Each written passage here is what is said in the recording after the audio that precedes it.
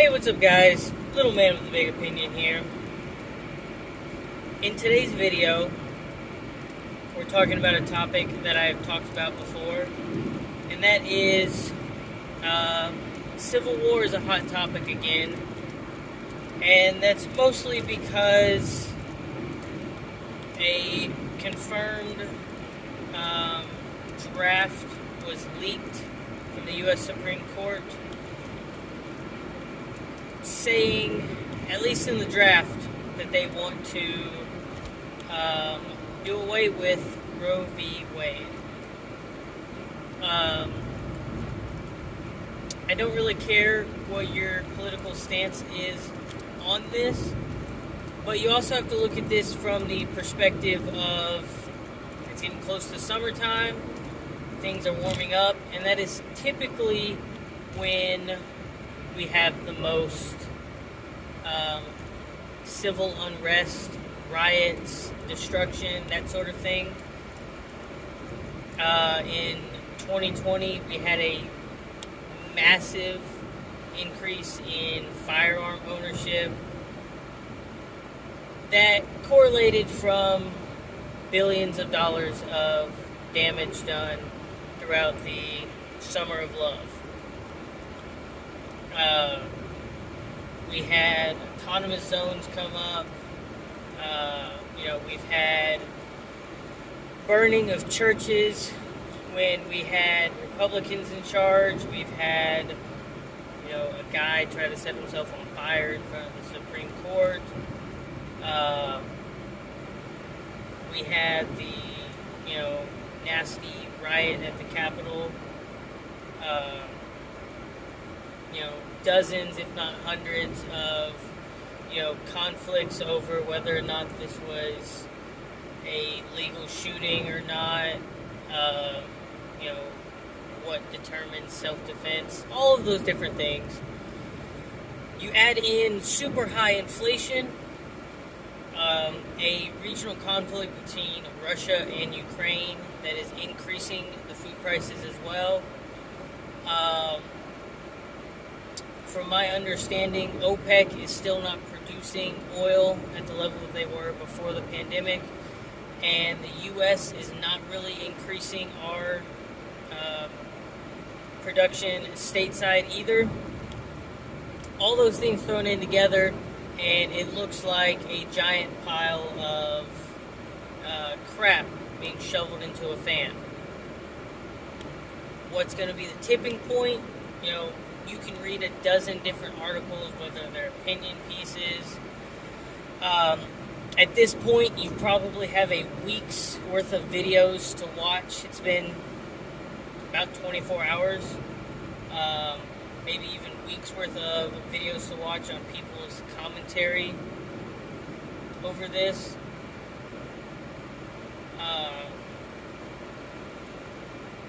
It boils down to there is an increasing number of political positions on the right and the left where we have exhausted basically all of our compromises. People are putting their foot down. They're not changing their stances very often. And it's getting difficult to, live together like this. I think it was Matt Walsh that said, in a domestic partnership or marriage or whatever you want to call it, when you have this level of issues, this is when you sit the kids down and say, this can't work anymore. We cut our losses and we go through the process of who gets what.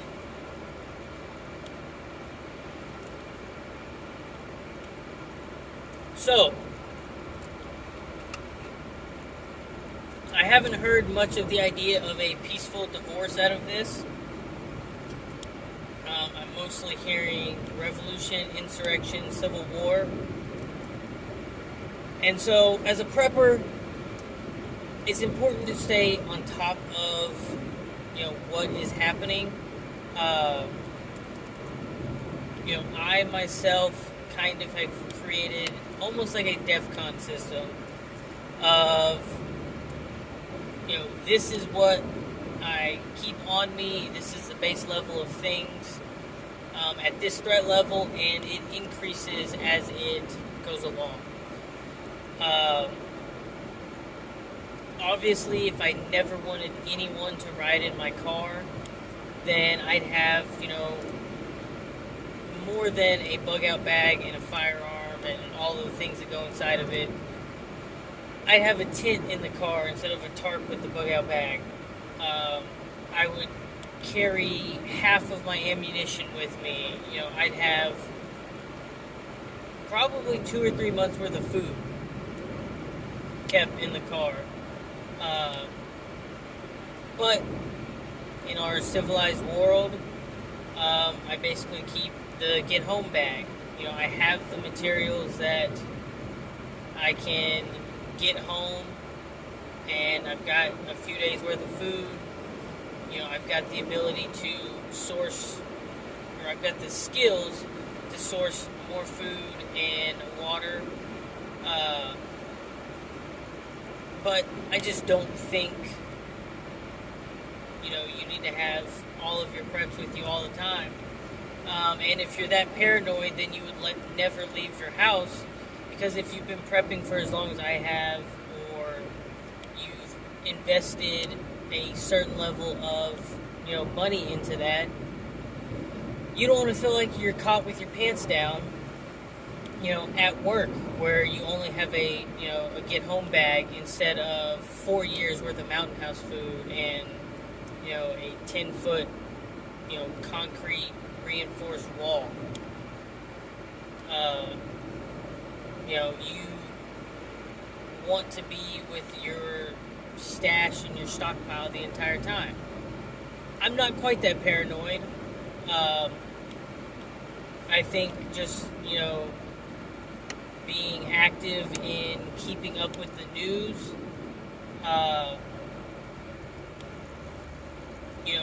I've got 3 major sources of news. I look at Fox News, it's fairly right-leaning. I look at CNN, it's fairly left-leaning. I'd say I have 4, actually. I typically watch Louder with Crowder in the morning. And then I watch Timcast at night. Occasionally you sprinkle in, the Quartering, Vosh, Ben Shapiro. But you get to a point where you're using all of your time paying attention to the news, and you're not going outside and feeling the grass and enjoying life. So I think at a base level, if you had a ability to skim the news every 3 or 4 hours, and when I say skim, you take out 5 to 10 minutes of your day, you look through the headlines. If you find something that you think is important, you take your time to read the article, and then you typically go look at the other side's perspective on it. If a lot of the things line up, I'd say you're pretty good to go, and that kind of, gives you a more whole picture. You can, weed out the political bias. Got a phone call, sorry about that. Anyway, but giving yourself that amount of time with the news, it can keep you fairly updated. I don't think you hearing about something important a few hours after the fact is going to make much of a difference. But, having the notifications on, 95% of the time, I swipe it away. But, every once in a while, you do get a pretty good, headline that you can go check it out. Outside of that, something else that is a super long process is making sure you are in shape physically, mentally, emotionally, spiritually, uh, I guess financially. Uh, I'll start with physically. It can take years. You know, I'm about 13 months into being diagnosed with diabetes, and I've dropped like 27, 28 pounds. It was a gut punch. Uh, I think I have a fantastic doctor that basically said, you're fat. If you lose weight, your medication requirement slowly dwindles down to the point where you could probably get off medication. You change the way you eat. I'm eating a lot more homegrown, locally sourced foods, and I'm working out a lot more. Um, I'm still 10 to 15 pounds away from, a what I would consider a super healthy weight um, for my size, height, age, gender, that sort of thing. And, I think it is fairly important not to have to require a medication, especially when in a grid down situation, you don't know if you'll be able to get that. Now, I'm not a doctor. I can't say everyone can, diet and exercise to get off of medication. But there are a lot of diagnoses that, you can put yourself into remission if you take care of yourself.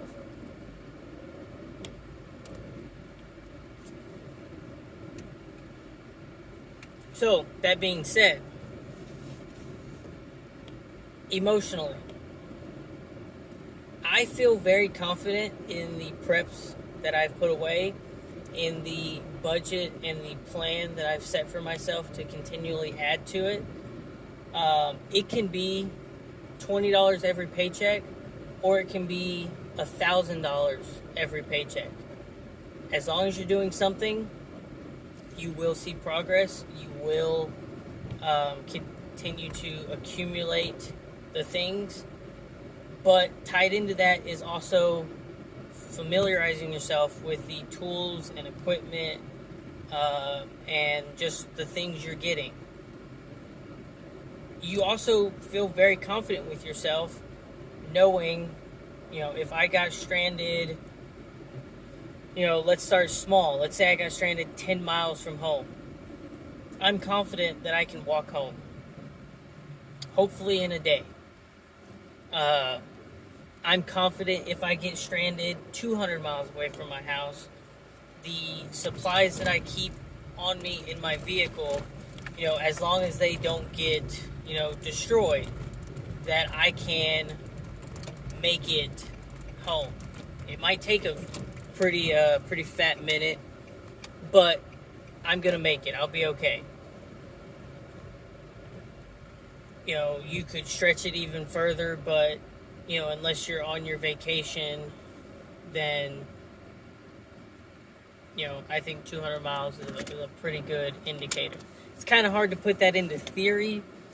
Me and my brother have planned out, hiking the Ouachita Trail in Arkansas and Oklahoma. And based on our calculations, it's going to take us about 30 days to do it. And that is with full rest days. There's a couple of times where you can, town is very close and you can check stuff out. And that is part of our process. But, about 30 days, I don't know very many people that can sacrifice an entire month to put those kind of skills into practice. Oh, it looks very blue tonight. Stars are not quite out yet. The crickets are loud though. But you build a level of confidence with your preps and with the skills that you're learning. And that helps with you emotionally. From a financial standpoint, you want to be able to, obviously take care of yourself. I don't think there's anything on here that's awful. And we also haven't changed it. We still have it for March and April, and we're into the new month. But something as simple as we spent $20 on a erasable, calendar. Yes, kitty. And we put down all the bills on it, and we check them off or erase them when we pay for them. And we typically try to do our best to have those things taken care of, well before they're due. Let's get the puppies outside. And, you heard my cat. You heard me talking about the animals. They should also be involved in your preps as well. A while back, there was kind of a scare of if there was going to be a pet food shortage as well. And so we have always maintained that you should have about a year's worth of food supply for your pets as well. And that is like their dry food, their kibble, wet food, whatever you've got. I guess I can get my chores done as well. But I bring that up because, especially my generation, they strongly consider their pets their children. They are, a part of the family, which I strongly consider them that as well. But when we thought there was going to be a pet food shortage, we didn't want to go below our 1 year supply. So we went out and got 2 or 3 extra months worth of pet food.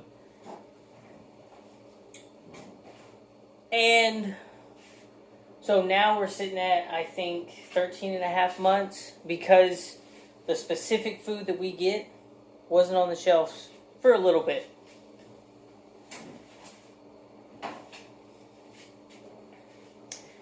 So that's financially, emotionally, I think it's about confidence and, knowing that you've put the time, effort, and, money into the prepping resources. Outside of that, what are you doing right now?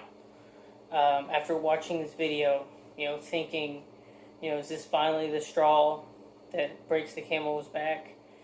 Is this our 21st century Fort Sumter? So let me know in the comment section down below if you are, increasing your preparedness, if you're, full steam ahead, sticking with what you've got, or if you're a brand new prepper, I would consider going to check out some of my older videos. And with that, like the video if you enjoy the content from this video. Subscribe to my channel if you enjoy my content in general.